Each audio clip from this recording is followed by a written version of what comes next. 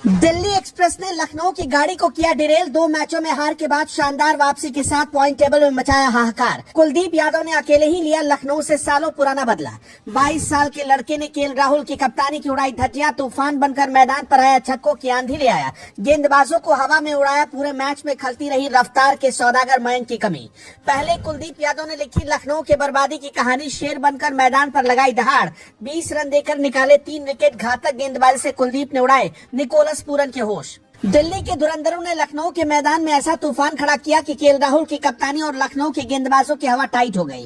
पहले कुलदीप यादव ने शानदार वापसी करते हुए लखनऊ के बल्लेबाजों का भर्ता बनाया। उसके बाद ऋषभ पंत और 22 साल के एक लड़के ने ऐसा तूफान खड़ा कर दिया कि लखनऊ की नाक कट गई और आईपीएल के इतिहास में सबसे बड़ा उलटफेर हो गया। दिल्ली की टीम बदले की आग में जल रही थी। लगातार दिल्ली को लाख कोशिश के बावजूद हार मिल रही थी। ऐसा लगने लगा था कि अब तो दिल्ली प्लेऑफ से बाहर ही हो जाएगी, लेकिन अब दिल्ली की उम्मीद बच गई है। इस जीत के साथ दिल्ली ने पॉइंट टेबल में हाहाकार मचा दिया और लखनऊ को उसके घर में ही हरा दिया। लखनऊ ने सपने में भी नहीं सोचा था कि उसके घर में कोई टीम उसको हरा पाएगी, क्योंकि लखनऊ ने स्कोर बोर्ड पर इतने रन बना दिए थे कि वहां से जीत हासिल की जा सकती थी। लखनऊ के मैदान पर जितनी बार लखनऊ सुपर जायंट्स ने 162 के ऊपर रन बनाए, उसने विरोधी टीम को इतने रन बनाने नहीं दिए थे और सारे मुकाबले अपने नाम किए। लेकिन यहाँ ऋषभ पंत की शानदार कप्तानी की बदौलत और कुलदीप यादव की घातक गेंदबाजी से लखनऊ का इतिहास पलट गया। मुकाबले में लखनऊ ने टॉस जीतकर पहले बल्लेबाजी का फैसला किया था, लेकिन लखनऊ की शुरुआत कुछ खास नहीं हुई और क्विंटन डिकॉक 19 रन बनाकर आउट हो गए।